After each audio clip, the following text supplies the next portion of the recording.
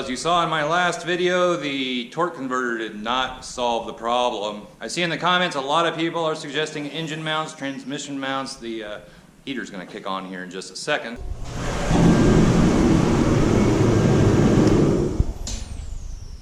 I don't believe it's the engine mounts or transmission mount. I've looked those over. And also, if you sit here with your foot on the brake and you go from reverse to drive, the engine really doesn't rock very much. I don't think it's the engine mount or transmission mount. Everything looks good. However, last night I was talking with a friend of mine, John Scheel, and he's the owner of Absolute Diesel, a company down in Texas. I actually just got back from the P.O. box, and he sent me something a day or two ago. He sent me something in the mail, and I just picked it up this morning. A couple of videos ago, I showed the license plate wall and fan mail, and also asked if anybody had any banners, flags, anything like that that they wanted to send in. Go ahead and do so. And he shot me a message saying he's got a banner that he would send in, and I assume that's what this is. And then I'll get back to my story on what I'm going to do on the project truck today.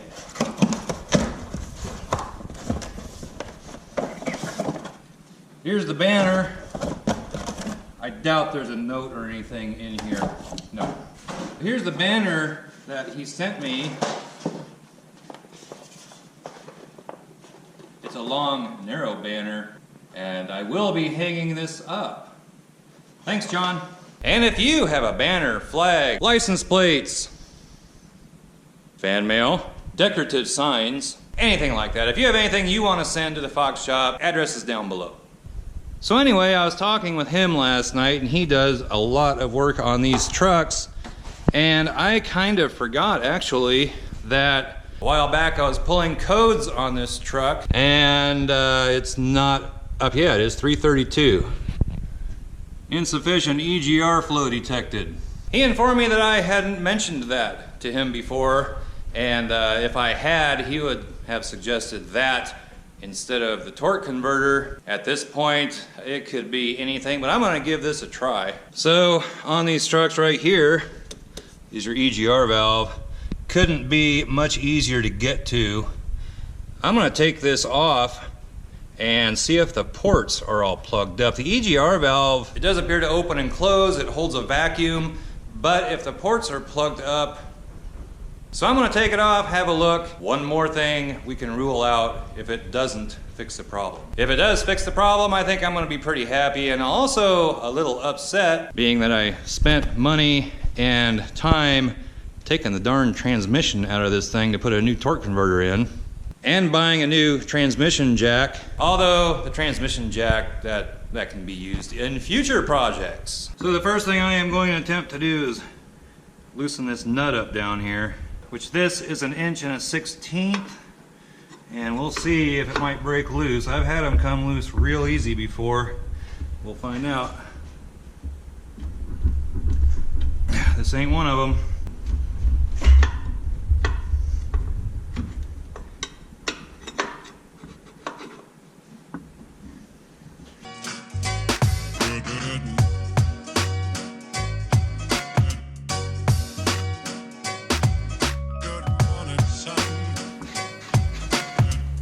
Alright, we got that taken off, or loosened anyway.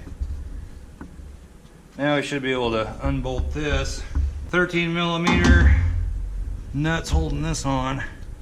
Unplug that. And the vacuum hose.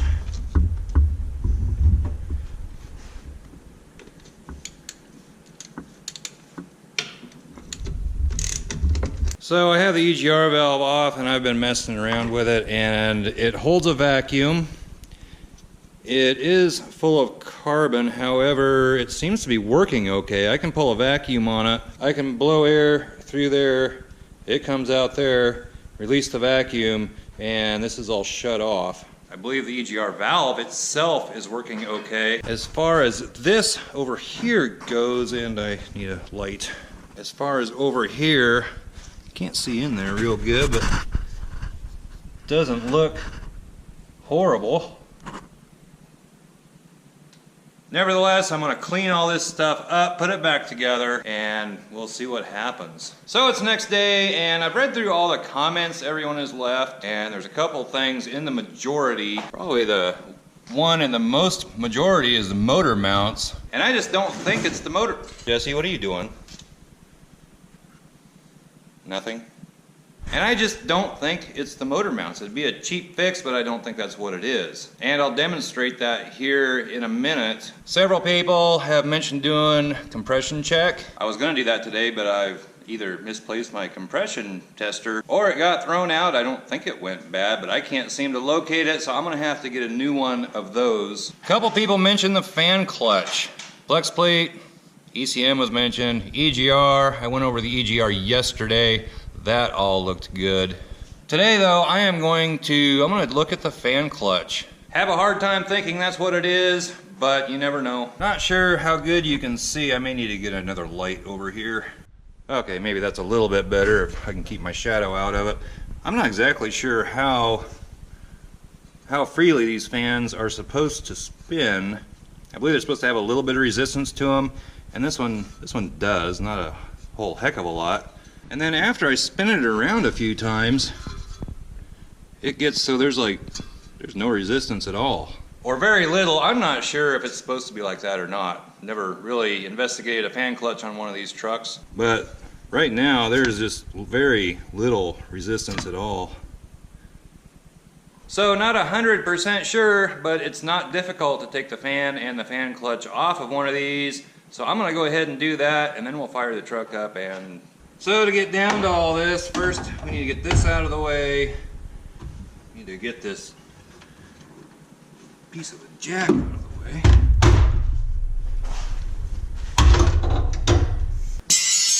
Pop this up.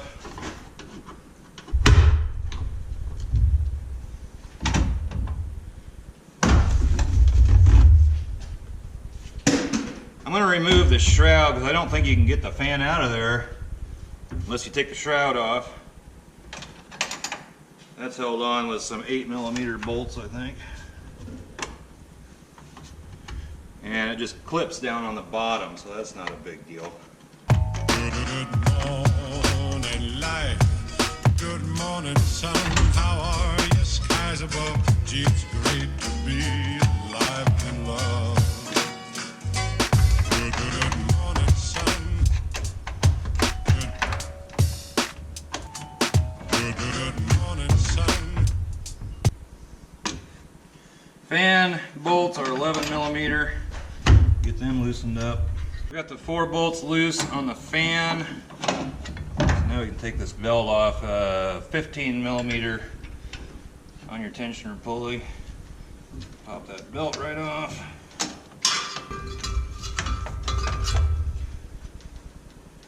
Okay, now I can finish taking off all of the, where's my wrench? Taking off these 4 bolts that hold the fan and clutch on. Get these off and we'll pull everything out of here. Now the fan and clutch will pull off, and you're going to have to pull the shroud out at the same time.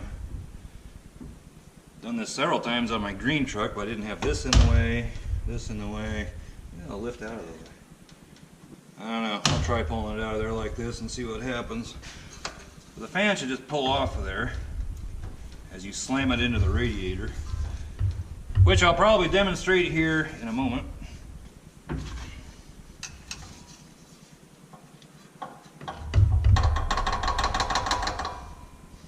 Alright, fan's off.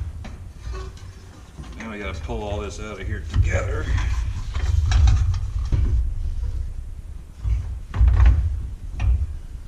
I think I'm gonna have to find somewhere else for this to go. Let's see if we can just finagle it up here. Something like that. Now we'll see if we can get this out of here. This hose is pretty stout, doesn't want to move very good, but should come up out of there now. Fan out. Shroud out of here.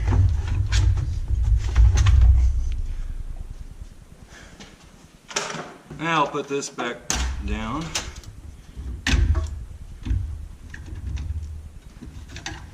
Probably not real good on old hoses, but pull the pulley off. So I got the fan and the fan clutch out. Fire the truck up, see if it makes any difference. Not to mention none of the other accessories are attached either or will be running. So we will get in the truck, fire it up, and see if it makes any difference.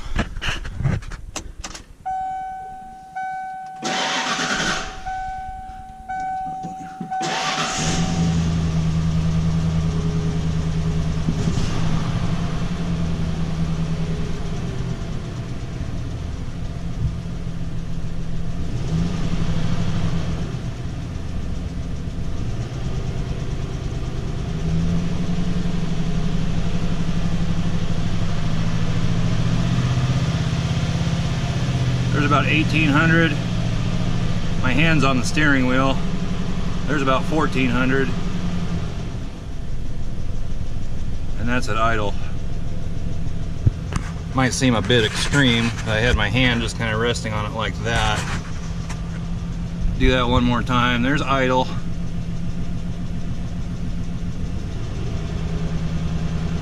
There's about 13. About 15, 18, and on up, smooth as could be. Doesn't start till it gets down around, well, about 15, 1600 is when it starts. 13, and back down to idle. So it doesn't appear to be the fan clutch. Has to be something in the engine, or it could be the flex plate. And what are you doing up in the truck, Jess? Jesse, did you actually get any water into your body, or did you just dump it all? Anyway, I think we can mark off the fan clutch. It's not the fan clutch. One other thing people have mentioned: injectors. I did use my stethoscope and I listened to all the injectors. They all seem to be working okay, whether they're putting out what they should or not. I don't know without taking them out. But it's not the fan clutch, it's not any of the accessories, it's not the harmonic balancer. Several people also mentioned the harmonic balancer. I replaced that. I don't remember if I showed it in a video. I know I mentioned it, but I replaced that probably 2 months ago. I put a brand new one on, made no difference whatsoever. Okay, we'll try this. I'll start the truck up and come out here and run the throttle. And if you look, I think maybe if you look right back here and watch the plenum, you might be able to see it. You might be able to see some hoses bouncing around too. I'll start the truck up, see what happens.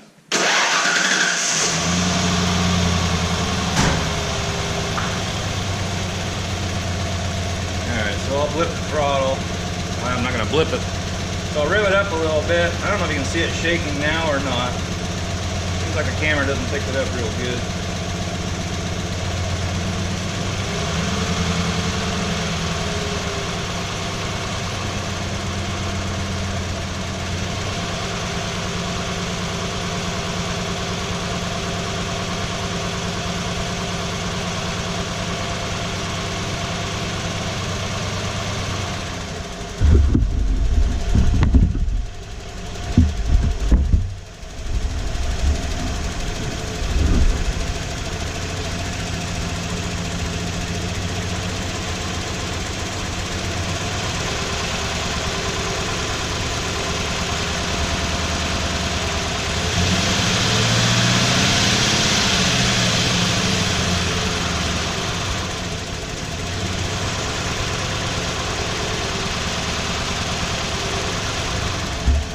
Before I put all this back together, I'm going to start the engine. I'm going to put the brake on, put it in reverse, drive. I'll let you watch the engine. And I guess this is why I don't think it's a motor mount, although the engine does seem to shake a lot.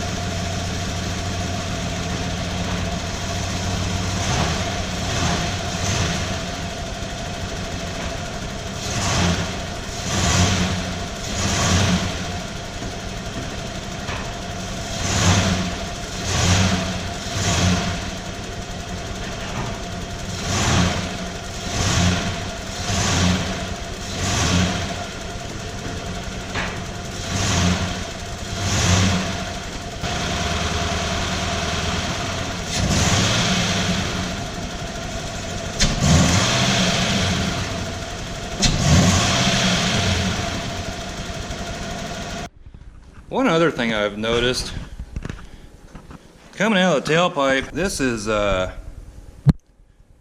pretty, look out, Jess. This stuff is, well, that's not so bad, but it's really blackish looking. It doesn't smell like gas, doesn't smell like oil. It's just like soot. And it's been like that for a while. No, Jesse. I don't have a white rag. Got a piece of styrofoam. Whoops. It's just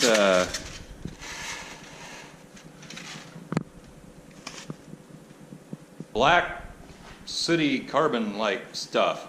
I know the water that comes out of like my green truck's tailpipe, it's just crystal clear. This stuff is pretty dark looking.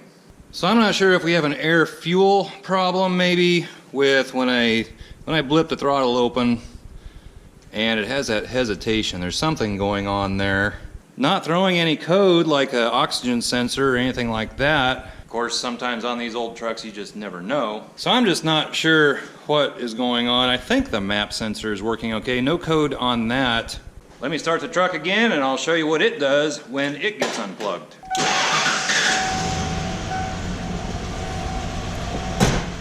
So if we unplug the map sensor, let's see.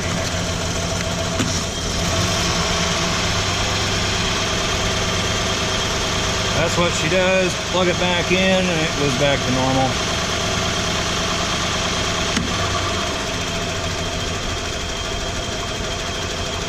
So I'm just not sure what is going on.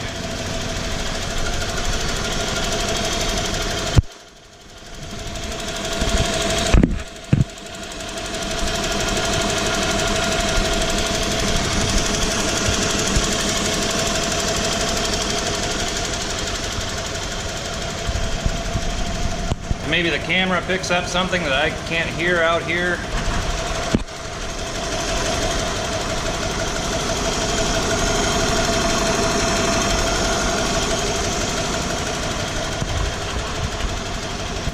And I'll get this turned back off here.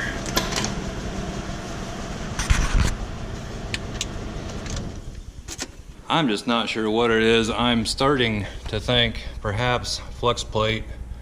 May want to do the compression check first. I don't know, it could be any of these things. Or it could be a combination of things. I don't know. One other thing I have done in the past is I have just disconnected the oxygen sensor. Wasn't getting a code or anything on that, but I thought I'd see if it did anything if I unplugged it. Didn't seem to make it run any different, better, worse, anything. That's been brought up in the past as well. I put a new throttle positioning sensor on it not long ago. Idler control valve seems to be functioning properly. I replaced all these solenoids back here.